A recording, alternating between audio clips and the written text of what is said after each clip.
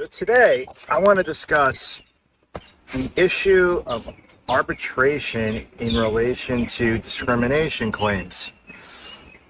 I don't know if many of you out there are aware, but a lot of claims out there where you believe you have a right to go to court can be forfeited. The largest subsection of cases where you forfeit your right often to bring an action are those against Uber and those against Lyft directly.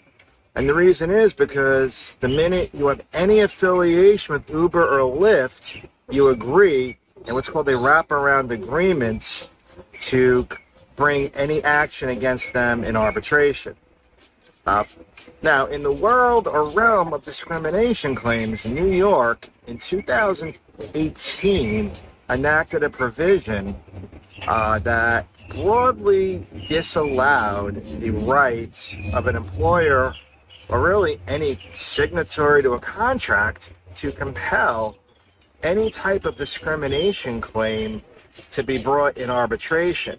And that's found in Section 7515 of New York Civil Practice Law and Rules, which is generally known to practitioners as the arbitration article.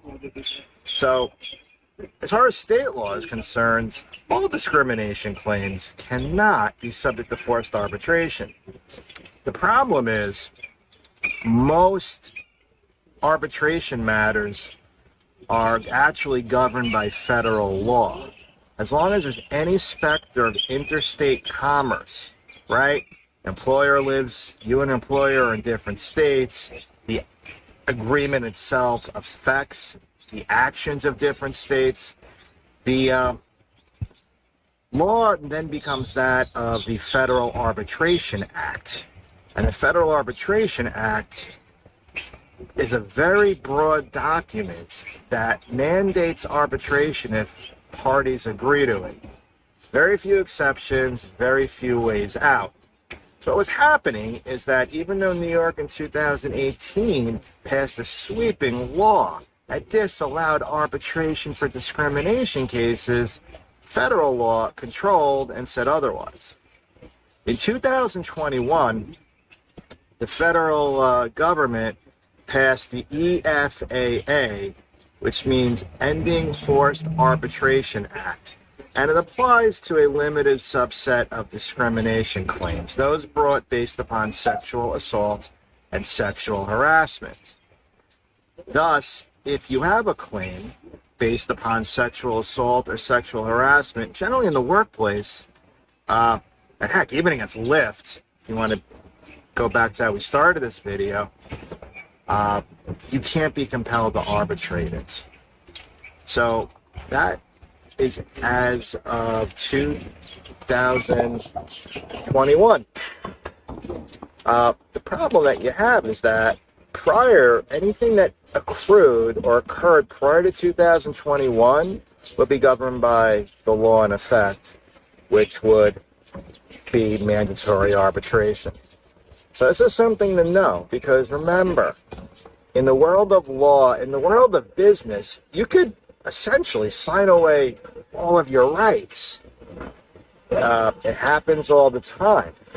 We see it in the law, we see it in the cases. What the courts say is that the parties can chart their own course.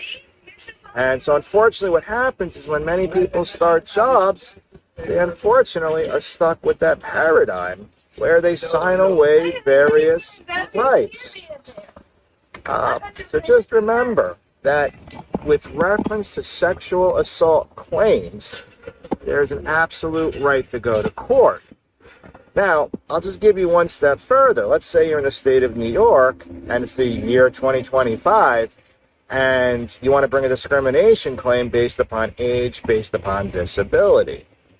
Just remember that the federal law, right, the EFAA only applies to sexual assault cases, right? So even though New York would give you a right not to be forced in arbitration, an employer may very well say, well, this is governed by federal law, the Federal Arbitration Act, there's interstate commerce, and we have the absolute right to demand arbitration. So with every right There's always limitations. Have a good day.